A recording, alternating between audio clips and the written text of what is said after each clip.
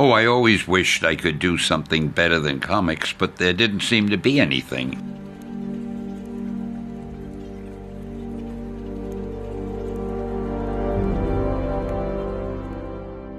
My mother used to say that when I was having lunch or dinner at home, if I didn't have a book to read, I'd be reading the label on the ketchup bottle. And in fact, one of the gifts that I got one Christmas, my mother bought me a little metal stand that you could put a book on, so while you're eating, you could be reading the book.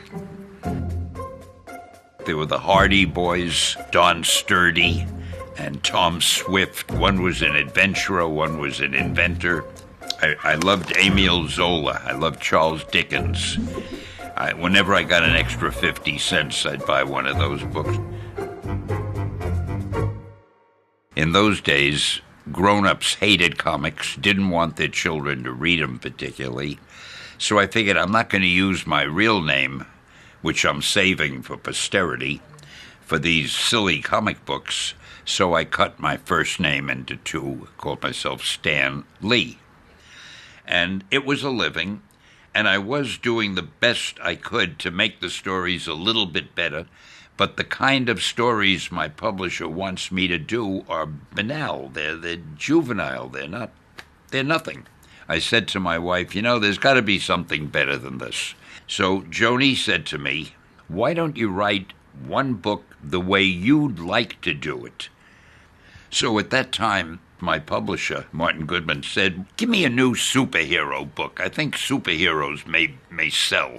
Superman! But I didn't want to do superheroes just like Superman or Batman. I wanted something a little more original and where I played up the personality of the characters more and where there were surprises.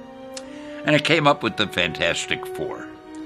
And I called Jack Kirby, who was the best artist we had, and I asked him if he would draw it. It sold very well. We had never gotten fan mail before, but we started getting fan mail, and that started it. So I dreamed up Spider-Man and the Hulk and the X-Men and all the others.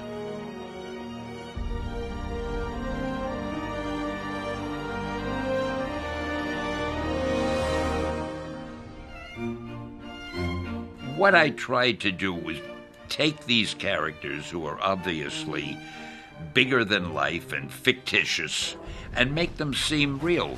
They've got these powers, they do wonderful things, but what are the things that worry them? What are the things that frustrate them? I tried to write a well-rounded character with every character I did, rather than just somebody who is extra strong and can beat up the bad guys. If you're writing about people, you have to make the people come to life. I know I always loved reading Sherlock Holmes, and I loved the way Sherlock Holmes spoke, and the way Dr. Watson spoke, and you could tell one from the other. They didn't speak the same way. And the same with any good books. You didn't have to read Joe said or Sam said. You knew who said it by the way the words were written. In the beginning, I wrote all the scripts myself. I typed them out, wrote them. After a while, I was writing almost every book, and we had a lot of books, and there wasn't time to do it.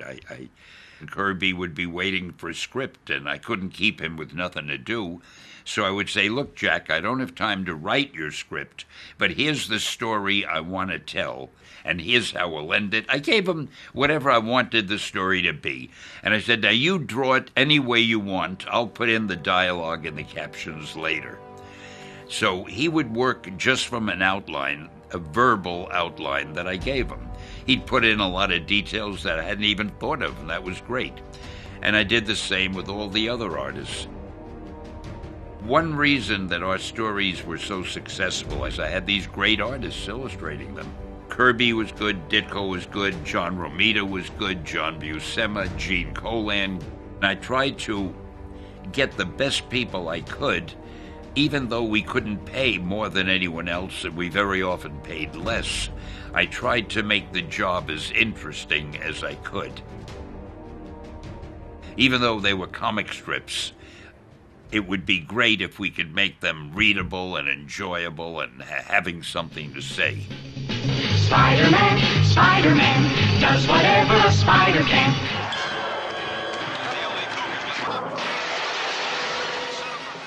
What would you like people to be left with from your career? He wrote some good stories. I don't think about that much. You know, when I'm gone, I really don't care. It doesn't do you any good when you're gone.